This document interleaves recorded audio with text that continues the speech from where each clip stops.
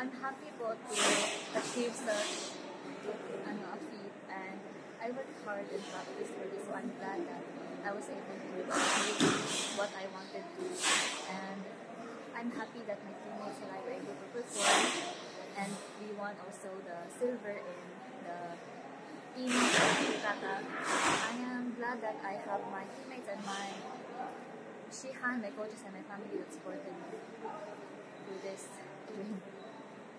Bukod pala dito, Jamie, may iba pang competition na... Wala po. Ano lang po to, dalawang category lang po. Yung sinalihan ko. Individual advanced female po, tapos team kata girls. Yun po.